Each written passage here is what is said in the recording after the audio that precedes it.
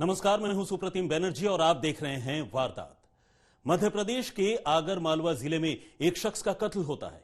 कत्ल गला काट कर किया गया है, लेकिन मरने वाले के जिस्म पर गला काटे जाने के निशान के अलावा अलग अलग चाकुओं के कुल 16 निशान हैं। आमतौर पर ऐसा हेट क्राइम के मामलों में ही होता है। करीब महीने भर की तफ्तीश के बाद इस भयानक कत्ल के मामले में पुलिस 2 लोगों को गिरफ्तार करती है।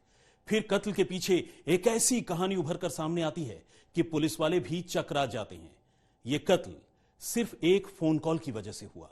एक ऐसा फोन कॉल जो कत्ल से 1 साल पहले कातिल की सुहाग रात पर आया था।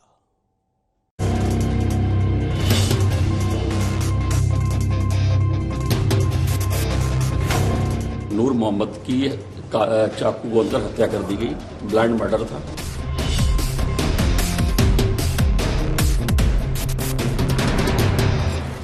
हेलो, सलाम वालेकुम।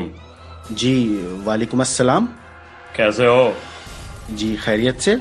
अच्छा, आप जो बात कह रहा हूँ ध्यान से सुन। जी बोलिए। ये जो तूने के साथ निकाह किया है ना, उससे दूर ही रहना। वो मेरी है। मतलब मैं समझा नहीं भाईजान। तो अब समझ ले, मेरी है। उससे मेरे रिलेशन थे, हैं और हमेशा रहेंगे। तूने उससे शादी तो कर ली है, लेकिन उससे दूर ही रहना, वरना समझ जा तेरे लिए ठीक नहीं होगा। ये सही बात नहीं है भाई, आप गलत कह रहे हैं।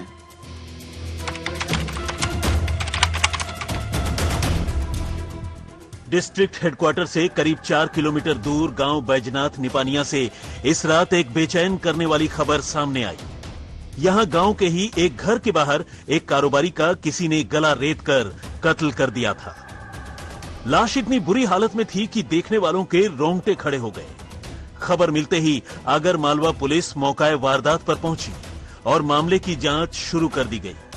पुलिस ने सबूत इकट्ठा करने के इरादे से फॉरेंसिक एक्सपर्ट्स को भी मौके पर बुला लिया, मगर मौकाए वारदात से लाश और एक अदद दस्ताने के सिवाय पुलिस को सबूत के तौर पर कोई भी दूसरी चीज हाथ नहीं लगी। चूंकि कत्ल रात के वक्त हुआ था और आसपास कोई सीसीटीवी कैमरा भी नहीं था, तो इस मामले को सुलझाना पुलिस के लिए अपने आप में एक बड़ी चुनौती थी। अगले दिन सुबह होते होते मामले की तफ्तीश थोड़ी आगे बढ़ चुकी थी। मरने वाले की पहचान साफ हो गई थी। ये 44 साल का कारोबारी नूर मोहम्मद था, जो इसी गांव में रहता था। हालांकि ये उसका अपना घर नहीं था, बल्कि वो इस गांव में अपने ससुराल में घर जमाई के तौर पर रहता था। लेकिन सवाल यह था कि आखिर नूर मोहम्मद का कत्ल क्यों हुआ? कातिलों की उससे क्या दुश्मनी थी? मामला लूटपाट का तो कतई नहीं था, क्योंकि लाश घर की दहलीज पर पड़ी थी, मगर घर का एक भी सामान बिखरा नहीं था, यानी मामला रंजिश का ही था। इत्तेफाक से जब यह वारदात हुई, तब नूर मोहम्मद के ससुराल के तमाम लोग भी घर से बाहर गए हुए थे, यानी कत्ल जिसने भी किया था उसे नूर के घर में अकेले होने की खबर थी। लेकिन कौन था वो? पुलिस ने तफ्तीश आगे बढ़ाने के लिए नूर के मोबाइल फोन की कॉल डिटेल निकलवाई और उससे मिलने जुलने वाले तमाम लोगों का ब्यौरा और उनसे नूर के रिश्तों के बारे में पता लगाना शुरू किया। लेकिन इस कोशिश में भी पुलिस के हाथ खाली ही रहे और तब उसने गुनहगारों का पता देने वालों के लिए 10,000 रुपए के इनाम का ऐलान किया। इस बीच पुलिस ने नूर मोहम्मद की जिंदगी से जुड़ी हर छोटी बड़ी जानकारी जुटाने की शुरुआत कर दी। पता चला कि नूर मोहम्मद ने 3 शादियां की थी और इन दिनों वो अपनी तीसरी बीवी रानी के घर पर घर जमाई के तौर पर रहता था। ऐसे में एक सवाल यह था कि कहीं इस वारदात के पीछे इतनी शादियों का तो कोई लेना देना नहीं था। लेकिन अभी पुलिस इस उलझन में पड़ी ही थी कि उसे 2 चौंकाने वाली जानकारियां मिली। पहली ये कि जब नूर का कत्ल हुआ तब सारे नाते रिश्तेदार उसके घर मातम पुरसी के लिए पहुंचे थे। जो घर नहीं आ सके वो कब्रिस्तान में नूर को दफनाए जाने के वक्त हाजिर थे। लेकिन एक शख्स ऐसा था जो न तो कत्ल के बाद नूर के घर पहुंचा था और न ही उसके अंतिम संस्कार के वक्त। और ये शख्स कोई और नहीं बल्कि उसी का एक रिश्तेदार सुहेल था। सुहेल से नूर की साली की शादी हुई थी, यानी सुहेल और नूर रिश्ते में एक दूसरे के साढ़ू लगते थे। अब पुलिस ने सुहेल को थाने में बुलाकर पूछताछ की, लेकिन सुहेल ने नूर के कत्ल के वक्त न पहुंचने के पीछे अपनी मजबूरियां गिनाकर पुलिस से पीछा छुड़ा लिया। मगर सुहेल अब भी पुलिस की रडार पर था और इसी बीच सुहेल और नूर के रिश्तों को लेकर पुलिस को मुखबिरों से एक ऐसी बात पता चली कि उसे लगने लगा कि हो न हो नूर के कत्ल में उसके साढ़ू सुहेल का ही हाथ है। मुखबिर ने बताया कि सुहेल की शादी से पहले नूर के रिश्ते अपनी साली से भी थे और ऐन जिस रोज सुहेल की शादी हुई, नूर ने सुहाग रात के वक्त सुहेल को फोन कर एक ऐसी बात कही थी कि सुहेल तब से नूर मोहम्मद से रंजिश रखने लगा था। असल में नूर मोहम्मद ने अपनी साली की शादी हो जाने के बावजूद उस पर हक जताने की कोशिश करते हुए सुहेल को उससे दूर रहने की हिदायत दी थी और यही बात सुहेल को चुभ गई और यहीं से नूर के कत्ल की उल्टी गिनती चालू हो गई। हेलो, सलाम वालेकुम। जी वालेकुम अस्सलाम। कैसे हो? जी खैरियत से। अच्छा, आप जो बात कह रहा हूँ ध्यान से सुन। जी बोलिए। ये जो तूने के साथ निकाह किया है ना, उससे दूर ही रहना, वो मेरी है। मतलब मैं समझा नहीं भाईजान। तो अब समझ ले, मेरी है, उससे मेरे रिलेशन थे, हैं और हमेशा रहेंगे। तूने उससे शादी तो कर ली है, लेकिन उससे दूर ही रहना, वरना समझ जा तेरे लिए ठीक नहीं होगा। ये सही बात नहीं है भाई, आप गलत कह रहे हैं। ऐन सुहागरात पर अपने साढ़ू से ऐसी बातें सुनने के बाद अब सुहेल के सामने दो ही रास्ते थे। एक तो सारी बातों को भूलकर चुपचाप अपनी गृहस्थी में लग जाना और दूसरा नूर मोहम्मद को उसकी बदतमीजी की सजा देना। और सुहेल ने दूसरा रास्ता चुना। सुहेल अब हर हाल में नूर मोहम्मद को रास्ते से हटाना चाहता था, लेकिन वो मौके की ताक में था। इस बीच सुहेल की बीवी गर्भवती हो गई और तब सुहेल ने तय किया कि अगर उसे लड़का हुआ तो वो नूर का कत्ल कर देगा, क्योंकि इसके बाद उसका अंजाम चाहे जो भी हो उसके परिवार को वारिस मिल चुका होगा। लेकिन अगर उसे लड़की हुई तो वो नूर के कत्ल का इरादा छोड़ देगा, क्योंकि तब उसे कुछ हो जाने पर उसका खानदान ही खत्म हो जाएगा। और कुदरत का खेल देखिए कि उसकी शादी के करीब 1 साल बाद सुहेल के घर में बेटे का जन्म हुआ और यहीं नूर के कत्ल के परवाने पर सुहेल ने अपनी मुहर लगा दी। सुहेल मौके की ताक में था। इसी बीच उसे पता चला कि नूर की बीवी 1 दिसंबर को पूरे परिवार के साथ किसी रिश्तेदार के घर गई है और ससुराल में नूर अकेला है। और बस तभी सुहेल ने उस पर वार करने का फैसला कर लिया। वो अपने चचेरे भाई जाफर के साथ नूर के घर पहुंचा और इससे पहले कि दोनों नूर का कत्ल कर पाते, नूर ने सुहेल पर ही हमला कर दिया। लेकिन सुहेल और जाफर आखिरकार नूर पर भारी पड़े और उसका कत्ल कर दिया। मैं और मेरा भाई दोनों डराने के लिए पहुंचे इसको, तो इसने मेरे ऊपर चाकू से हमला किया। अच्छा। हमला करने के बाद में मैंने इसको पकड़ा ना, तो इसी के हाथ से मेरा हाथ लगा ना, तो उसमें इसके चाकू भराए। तो ये चिल्लाने लगा, मैंने डर के मारी उसको गले पे छुरी रख दी। इसके गले पे, तुम्हारे साड़ों के? फिर क्या हुआ इसका?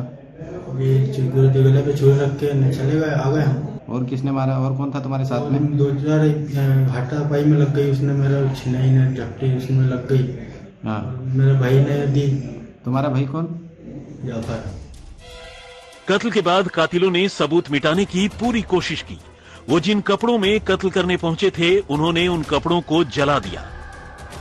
जिन चाकुओं से कत्ल किया था, वो चाकू भी एक पुल के ऊपर से नीचे फेंक दिया और तो और दूसरे सबूत भी मिटा डाले।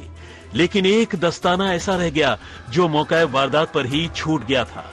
जब पुलिस को सुहेल के बारे में जानकारी मिली और उससे पूछताछ हुई, तो न सिर्फ मामला खुल गया, बल्कि ये भी पता चल गया कि मौका वारदात पर छूटा एक दस्ताना कातिलों का ही था।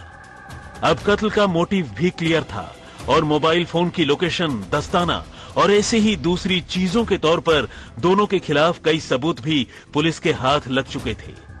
और इस तरह सुहाग रात पर दी गई एक धमकी के पूरे 1 साल बाद एक दूल्हे ने अपने ही साढ़ू को ऐसी मौत दी कि ये कहानी जिसने भी सुनी हैरान हुए बिना नहीं रह सका।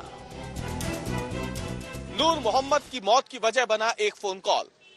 वो फोन कॉल जो नूर मोहम्मद ने सुहागरात पर उसके साड़ू सोहेल को किया था। दरअसल नूर मोहम्मद और उसकी साली के बीच बीते कुछ समय से संबंध थे, लेकिन जब साली की शादी सोहेल नाम के शख्स के साथ हो गई तो नूर मोहम्मद ने अपने साड़ू सोहेल को सुहागरात पर ही फोन कर उसे उसकी पत्नी और खुद की साली से दूर रहने के लिए धमकाया। यह धमकी सोहेल को खटक गई थी, लेकिन उसने पूरे 1 साल तक इंतजार किया और जैसे ही उसे मौका मिला उसने नूर मोहम्मद की धारदार हथियार से हत्या कर दी। यानी अगर नूर मोहम्मद ने सुहागरात पर अपने साड़ू को नहीं धमकाया होता तो शायद आज वो इस दुनिया में होता। आगर मालवा से प्रमोद कारपेंटर के साथ रवीश पाल सिंह, भोपाल, आज तक। वो भोजपुरी फिल्मों की एक उभरती हुई हीरोइन थी। चंद सालों में ही उसने अपने भोजपुरी फिल्मों और एल्बम से अच्छी शोहरत कमाई थी, लेकिन रियल लाइफ में तरह तरह की किरदार निभाती हुई एक रोज वो हकीकत की जिंदगी में भी कातिल का किरदार ओढ़ लेगी, ये किसी ने नहीं सोचा था। लेकिन आखिर कैसे बन गई एक हीरोइन खूनखार कातिल, आइए देखते हैं।